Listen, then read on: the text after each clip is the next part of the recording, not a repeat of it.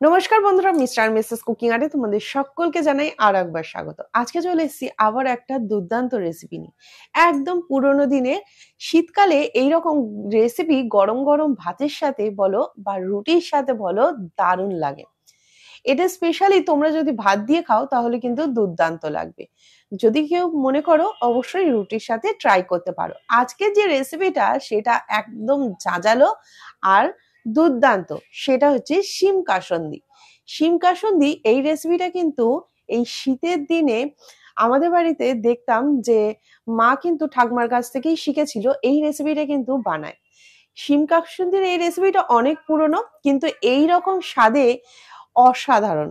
এই স্বাদটা কিন্তু তোমরা পেতে গেলে অবশ্যই ভিডিওটা দেখতে হবে আর সাথে থাকতে হবে আর পুরো রেসিপিটা দেখতে হবে, কারণ রেসিপি শেষেই আছে সব থেকে মজাদার টুইস্ট। আর চলো দেখে নেওয়া যাক আজকের এই রেসিপি। আর রেসিপিটা দেখার সাথে সাথে তোমরা যারা নতুন বন্ধু আছো এখনো পর্যন্ত আমার চ্যানেলটাকে সাবস্ক্রাইব করনি, তাড়াতাড়ি করে সাবস্ক্রাইব করে নাও, পাশে থাকা বেল আইকনটা ক্লিক করতে একদম ভুলো না। চলো দেখে নেওয়া যাক আজকের এই নতুন স্বাদের রেসিপিটা। এই রেসিপিটার জন্য প্রথমে আমরা নিয়ে নিয়েছি শিম, আলু, টমেটো, কাঁচা লঙ্কা, আদা। এরপরে একটা কড়াইয়ের মধ্যে নিয়ে নিচ্ছি সর্ষের তেল।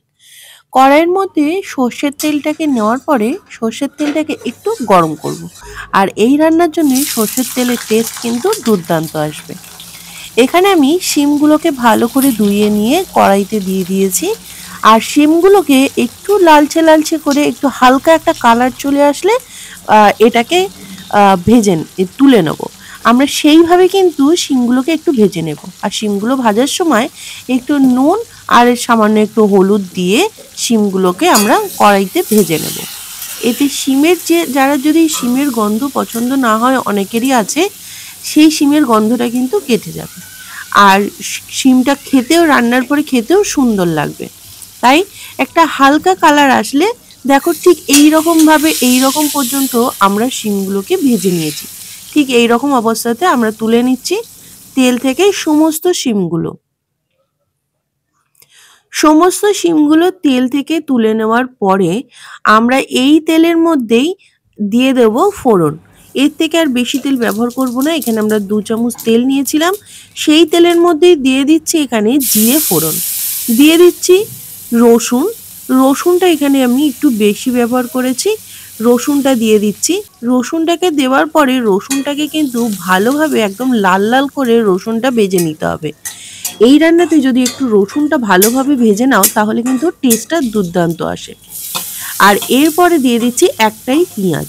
এখানে আমি একটাই পেঁয়াজ ব্যবহার করেছি, সেটাকে আমি ভালো করে এইভাবে কড়ার সাথে মিশিয়ে নিচ্ছি। আর দেখো খুব সুন্দরভাবে কিন্তু পেঁয়াজটা আরও একটু হালকা ব্রাউন কালার আমাদের করে নিতে হবে। আর এর মধ্যে দিয়ে দিচ্ছি স্বাদ মতো নুন, দিয়ে দিচ্ছি এখানে হলুদ। নুন আর হলুদটাকে এখনই অ্যাড করে দিলাম। দিয়ে দিচ্ছি সামান্য একটু শুকনো খোলায় নেড়ে ভাজা জিরে। এটাকে সমস্ত মশলাটাকে আগে ভালো করে আমরা মিশিয়ে নেব এই পেঁয়াজের সাথে। সমস্তটাই ভালো করে মিশিয়ে নেওয়ার পরে এর মধ্যে আমরা দিয়ে দেব টমেটোগুলো। এখানে আমি টমেটো নিয়েছি, ছোট সাইজের 2টো টমেটো, সেটাকেই এর মধ্যে ব্যবহার করছি। টমেটোটাকে দেওয়ার পরে টমেটোটাকে খুব ভালো করে মিশিয়ে দেব। আর সঙ্গে কাঁচা লঙ্কাটাও আমি দিয়ে দিলাম। কাঁচা লঙ্কাটা তোমরা যে যেরকম ঝাল খাবে এখানে সেই রকম ঝালটা কিন্তু এখানে ব্যবহার করবে। আর এর মধ্যে দিয়ে দিচ্ছি 1 চামচ মতো আদা বাটা। আদা বাটাটাকেও দিয়ে সমস্ত কিছু ভালো করে আমরা মেশাতে থাকবো। আর যতক্ষণ না টমেটোটা একটু নরম হচ্ছে ততক্ষণ কিন্তু আমরা কড়াইয়ের সাথে সমস্ত মশলাগুলো কষিয়ে নিচ্ছি। সুন্দর একটা কালার আসার জন্য এখানে কাশ্মীরি রেড চিলি পাউডার ব্যবহার করলাম। তোমরা যদি একটু সুন্দর কালার চাও তাহলে ব্যবহার করতে পারো, তা না হলে ব্যবহার করার দরকার নেই। সামান্য একটু জলের ছিটে দিয়ে মশলাগুলো যাতে পুড়ে না যায় ভালো করে আমরা মিশিয়ে নিচ্ছি। দেখো টমেটোগুলো কিন্তু গলেও গেছে। টমেটোগুলো গলে যাওয়ার পরে আবার একটু সামান্য জল দিয়ে মশলাগুলোকে কষিয়ে নিতে হবে। আর এই মশলাগুলো থেকে যাতে তেল ছাড়ে সেইভাবে কিন্তু আমাদের এটা ততক্ষণ পর্যন্ত কষিয়ে নিতে হবে। দেখবে মশলাগুলো এরকমভাবে কষিয়ে নিলে সাইড থেকে তেল ছেড়ে দিয়েছে, খুব সুন্দরভাবে রেডি হয়ে গেছে। এরপরে এর মধ্যে আমরা দিয়ে দিচ্ছি আলু। আলুগুলোকে আমরা যেহেতু আগে ভেজে নেইনি, তাই আলুগুলো এর মধ্যেই আমরা দিয়ে ভালো করে মেশাতে থাকবো। এটা কষিয়ে নিলে আলুগুলোকেও যাতে এইভাবে ভালো করে কষিয়ে নিলে দেখবে আলুগুলো কষা ঠিক 3-4 মিনিট পরে এইভাবে একটু হালকা একটা কালার চলে আসবে। ঠিক 2 থেকে 3 মিনিট এইভাবে আমরা আলুগুলোকে একটু ভালো করে মিশিয়ে নেব। দিয়ে দিলাম শিমগুলো, ভাজা যে শিমগুলো সেগুলোকেও আমরা দিয়ে দিয়েছি। এখানে দিয়ে দেওয়ার পরে শিমগুলোকেও কিন্তু খুব ভালো করে আমরা এই মশলার সাথে মিশিয়ে নেব, যাতে সমস্ত মশলাগুলো আলু আর শিমের মধ্যে যাতে যায়। এরপরে সমস্ত কিছুই ভালো করে মিশিয়ে দেওয়ার পরে এখানে আমরা শিমগুলোকে এইভাবে একটুখানি 1 থেকে 2 মিনিট ঠিক এইভাবে এমনি রেখে দেবো, যাতে মশলাগুলো একটু ভালোভাবে আসে। তারপরে এর মধ্যে জলটাকে দিয়ে দিচ্ছি। 1 থেকে 2 মিনিট ঠিক এইভাবে কড়াইতে একটুখানি তোমরা আঁচ কমিয়ে রেখে দিতে পারো, তারপরে এর মধ্যে জলটাকে দিয়ে দিতে পারো। তা এরপরে আমরা জলটাকে দিয়ে ঢাকা দিয়ে দিচ্ছি। ঢাকা দিয়ে গ্যাসের আঁচটাকে একদম লো টু মিডিয়ামে রেখে আমরা ঢাকা দিয়ে এটাকে ফুটিয়ে নিচ্ছি। উপর থেকে দিয়ে দিলাম সামান্য কিছু ধনেপাতা। কিছুক্ষণ পরেই দেখো আমাদের এই আলুগুলো অনেকটা সেদ্ধ হয়ে গেছে। যেহেতু জলের পরিমাণটা এখনো বেশি রয়েছে, তাই আমরা এটাকে একদম মাখা মাখা করে নেব। আর এই রান্নার লাস্টে কিন্তু আছে বিশেষ টুইস্ট, তাই অবশ্যই লাস্ট পর্যন্ত দেখো, রান্নাটা ভালো লাগবে। এরপরে দেখো একদম মাখা মাখা হয়ে গেছে। সমস্তটাই মাখা মাখা হয়ে যাওয়ার পরে দেখো আমরা কিন্তু এটাকে নামিয়ে নেব। এটা নামানো মানেই কিন্তু রান্নাটা আমাদের শেষ হয়নি। তার আগে আমরা দিয়ে দিচ্ছি সামান্য পরিমাণে একটু চিনি। আর চিনিটা দেওয়ার পরে এটাকে আমরা ভালো করে মিশিয়ে নিচ্ছি।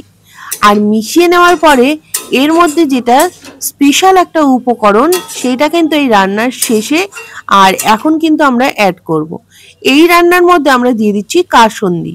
এখানে আমি 1 চামচ মতো কাসুন্দি ব্যবহার করেছি। যে সর্ষের যে কাসুন্দিটা সেটাই ব্যবহার করেছি। দেওয়ার পরে এটাকে ভালো করে মিশিয়ে দিচ্ছি। এতে কিন্তু রান্নার টেস্টটা দুর্দান্ত আসে। আর এরপর একটু ফ্রেশ ধনেপাতা উপর থেকে ছড়িয়ে দিচ্ছি। ছড়িয়ে দেওয়ার পরে এটাকে আবারও মিশিয়ে নামিয়ে নিলে কিন্তু এই রান্নাটা আমাদের শেষ হয়নি। তোমরা অপেক্ষা করো আর দেখতে থাকো। এর সঙ্গে কিন্তু পড়বে দারুণ একটা তড়কা। আর এই রান্নাতে আমরা একটা পাত্রের মধ্যে নামিয়ে একটা সাইডে রেখে দেবো। আর এই রান্নার জন্য আমরা এখানে নিয়ে নেব বেশ কিছু কোয়া রসুন। এখানে 5-6 কোয়া রসুন নিয়ে সর্ষের তেলে ভালো করে রসুনগুলোকে লালচে করে ভেজে ওপর থেকে দিয়ে দেব। এতে রান্নার টেস্ট 3 গুণ বেড়ে যায়। তোমরা গরম গরম ভাতের সাথে এই রান্না দুর্দান্ত লাগে। শীতকালে এই গরম ভাতের পাতে যদি শিম কাসুন্দি এইভাবে একবার ট্রাই করো, আশা করছি তোমরা শিমের প্রেমে পড়ে যাবে। তাহলে আমাদের রেডি হয়ে গেল দুর্দান্ত স্বাদে এরকম শিম কাসুন্দির রেসিপি। তোমরা বাড়িতে অবশ্যই সকলের কাছে অনুরোধ রইল যাতে এই রেসিপিটা একদিন হলেও ট্রাই করো। যারা শিম পছন্দ করো না, তারা কিন্তু আশা করছি সকলেই কিন্তু এই রেসিপিটাকে পছন্দ করবে। আর রেসিপিটা অত্যন্ত সহজ আর একদম খুব তাড়াতাড়ি হয়ে যায়, চটজলদি এই রেসিপিটা হয়ে যায়। আর কেমন লাগলো অবশ্যই কিন্তু রেসিপিটা বানিয়ে খেয়ে আমাকে কমেন্টের মাধ্যমে জানাতে একদম ভুলো না। যদি ভালো লেগে থাকে তাহলে অবশ্যই একটা লাইক করে দিও। যারা এতক্ষণ ধরে ভিডিওটা দেখছিলে তাদেরকে অসংখ্য ধন্যবাদ। অনেকেই আছে যে ভিডিওটা দেখছো কিন্তু সাবস্ক্রাইব করছো না। তোমাদের সকলের কাছে অনুরোধ, চ্যানেলটা সাবস্ক্রাইব করে নিয়ে পাশে থাকা বেল আইকনটা ক্লিক করতে একদম ভুলো না, যাতে আমি নতুন নতুন রেসিপির নোটিফিকেশন দিলে তোমাদের কাছে সকলের আগে সেই নোটিফিকেশন পৌঁছে যায়। চলো আজকের মতো রেসিপি পর্যন্তই। আবারও দেখা হচ্ছে পরবর্তী কোনো রেসিপি নিয়ে। ততক্ষণে তোমরা ভালো থেকো, সুস্থ থেকো। আবারও দেখা হচ্ছে পরবর্তী কোনো রেসিপি নিয়ে।